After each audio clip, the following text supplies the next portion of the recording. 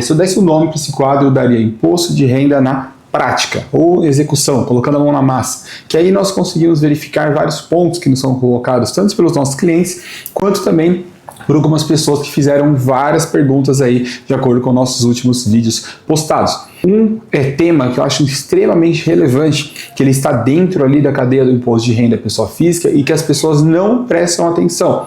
Quando elas vão realizar a venda de um ativo, a venda de um patrimônio, darei um exemplo que aconteceu com um cliente nosso. Ele tinha um terreno e realizou a venda desse terreno aqui no ano de 2026, né? Então assim, a gente está falando do IR 25, mas eu gosto de exemplificar. Na verdade, perdão, foi no final de 2025 que ele realizou a venda, contrato de compra e venda.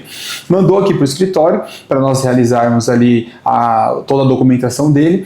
E o que nós verificamos? Ele vendeu um terreno por 8 milhões e meio. Mas esse terreno estava lançado por R$176 mil na sua declaração de imposto de renda. O que eu queria trazer para você de conteúdo, de informação ou de matéria? Quando acontece esse tipo de operação, nós chamamos de ganho de capital. Então ele teve ali um ganho onde ele comprou, adquiriu aquele terreno por 170 mil há muitos anos atrás, salvo engano 2004, 2005, e na venda ele vendeu por 8 milhões e meio. O que ele não projetou no momento da venda, por isso que tem que ter uma boa assessoria, é que existe um imposto de 15% sobre essa diferença. Claro, existem algumas excludentes, existe algum valor de desconto, mas em nenhum momento ele calculou que ele pagaria um imposto por conta desse detalhe. E no momento da negociação, por isso que é importante esse vídeo, ele só calculou aquilo que ele ia ter de lucro. Então ele vendeu o terreno até abaixo do valor de mercado, nas avaliações ali valia 12 a 13 milhões, ele vendeu por 8 para ter liquidez, mas não calculou esse imposto que foi apurado aqui pelo escritório e enviamos para ele. Então fique atento, a venda de um bem ou até a compra de um bem, ela tem que ser tratada ali dentro da declaração do imposto de renda de acordo com o valor de aquisição versus o valor que você está vendendo. Existirá o ganho de capital a ser pago de 15% no meio, tá bom? 15 a 22, ele sobe essa alíquota também. Uma outra dúvida, um outro ponto, na verdade, que sempre costumam levantar no escritório e que nós gostamos de sempre, através de uma assessoria, passar para esses clientes.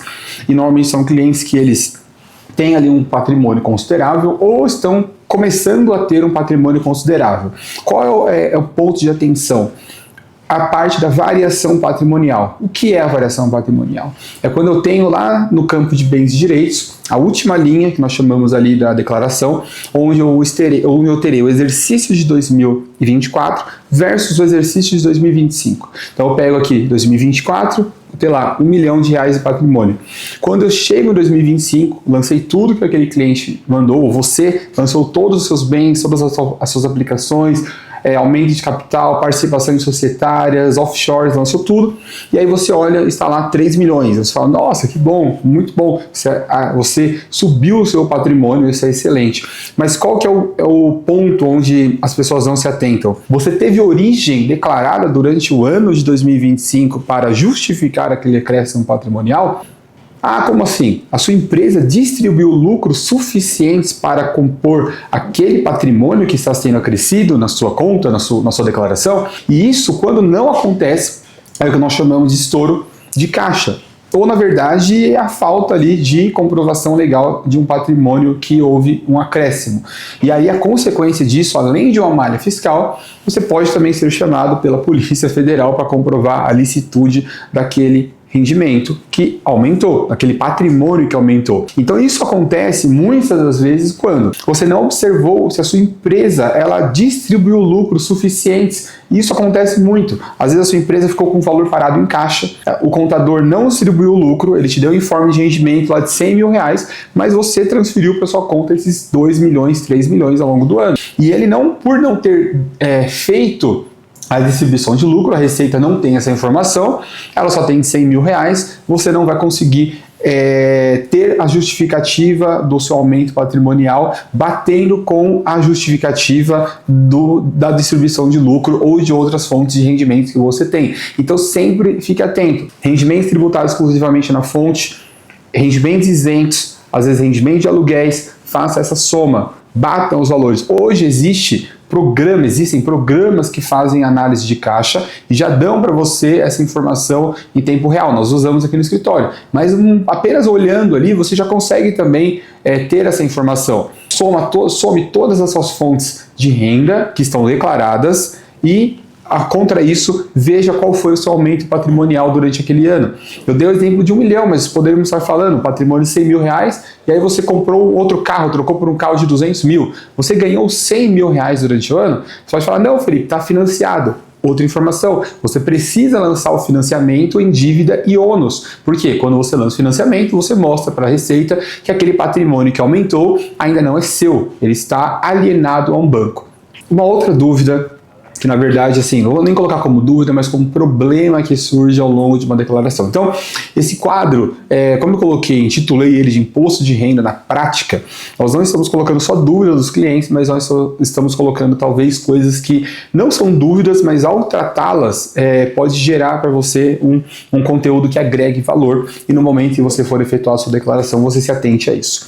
Doações e heranças. Qual que é o detalhe aqui que nós temos que observar? Nós estamos falando de dois tipos de impostos que são de naturezas distintas e eles são pagos para entes federativos também distintos. Então, eu tenho imposto de renda pessoa física e esse imposto de renda pessoa física ele é federal e eu recolho ele para os cofres da União. E eu tenho o ITCMD, Imposto de Transmissão Causa Mortes, onde eu recolho ele e doação, que eu quero falar sobre esse ponto, que eu recolho ele para o Estado. Tá? O que eu quero trazer quando a gente fala sobre isso? É muito usual que aconteçam doações ou heranças no meio de uma transmissão, no meio de uma declaração de imposto de renda pessoa física. Só que quando eu preencho essa doação, quando eu preencho essa herança que eu recebi, eu tenho que observar se eu recolhi o imposto de transmissão de causa-mortes e doação, ITCMD. Caso eu não tenha pago esse imposto e eu informo a Receita Federal que eu recebi uma doação, que eu recebi um bem de herança, ou que eu recebi algo, ela vai comunicar a entidade fazendária estadual e ela vai cruzar essa informação e eu vou receber uma intimação para mostrar aquele comprovante de recolhimento do imposto. Isso acontece muito, muito. Tem um valor de isenção, 2.500 UFESP, significa mais ou menos hoje uns 70, 80 mil reais. Eu posso doar 80 mil reais para uma pessoa e não ter o recolhimento do TCMD, mas a partir, assim, quando eu subo essa 2.500 UFESPs, eu sou obrigado a declarar e pagar esse imposto de transmissão de doação, né, causa-mortes ou doação. Então eu tenho que recolher para o Estado pertinente, então tem que avaliar se é São Paulo, Rio de Janeiro, Espírito Santo, se eu estou em Minas Gerais, eu tenho que avaliar para aquele estado, e aí a Receita vai cruzar essas informações. Então isso acontece muito. O cliente ele costuma confundir, não, mas eu já estou fazendo aqui na declaração do imposto de renda. Tá, mas se você não recolheu o TCMD, a fazenda tem 5 anos ainda para te cobrar, então você pode às vezes dormir tranquilo, achar que a sua declaração foi processada e você receber uma cartinha da fazenda estadual pedindo para você comprovar aquela doação feita 5 anos atrás. Então faça de forma correta para evitar surpresas. Uma outra dúvida, um outro ponto que sempre nos colocam aqui diz respeito a ações, né? Investimento na bolsa de valores. Quando o cliente ali faz operações na B3, compra, venda de ações, ele precisa se atentar a algo. Existe uma isenção, movimentações até 20 mil reais, então é isento da questão de imposto, mas quando você movimenta acima de 20 mil reais e você tem um lucro, existe um imposto de 15% de ganho de capital, ganho, né? Então você paga sobre aquilo que você ganhou, a valorização no aumento da sua venda. Fique atento então a esse detalhe, porque quando trata-se de bolsa de valores, no momento da declaração, não é apenas aquilo que você comprou, vendeu e etc. E vai fazendo as operações ali na B3, no seu banco e tá tudo certo. Não. Quando for declarar o imposto de renda, precisa se atentar. E, na verdade, o imposto ele é devido no momento da operação, tá? Então, assim, você precisa ali, quando fez ali aquela venda e gerou acima de 20, movimentou acima de 20 mil reais, se deu lucro, você precisa pagar o imposto na data do fato. Se não deu lucro, deu prejuízo, aquele prejuízo ele também pode ser compensado para os próximos meses. Então, cheguei em janeiro, vendi lá, comprei ações da Petrobras por um valor e vendi por um outro, tive um lucro e movimentei mais que 20 mil reais. durante aquele mês. Então, consegui ali um lucro, vamos supor que eu tive um lucro de 30 mil reais, apurei o imposto, recolhi o imposto. No outro mês, eu tive um prejuízo de 30 mil reais, não paguei o imposto, obviamente, mas aquele prejuízo ele pode ser compensado para os próximos meses. Ele fica lá dentro de uma aba na declaração do imposto de renda como prejuízos de meses anteriores, tá bom? Então se atente, a parte de bolsa de valores também é uma parte extremamente relevante, envolve criptomoedas também, mas aí é um outro campo, day trade, a gente não vai poder abordar isso num vídeo tão simples, mas quando se trata de ações, fique atento, se você tem dúvidas, deixe aqui nos comentários, pode procurar o escritório, estamos à disposição, e também trocar um assunto com vocês, é sempre bom esse bate-papo, nós aprendemos muito aqui também. Direito tributário, comercial, empresarial, internacional na prática. Então, esse quadro, na verdade, é para você, amigo, cliente ou quem está nos ouvindo, receber informações sempre atualizadas a respeito desses temas. Fique antenado, siga a nossa página e também deixe o seu comentário aqui embaixo e a sua curtida. Um abraço.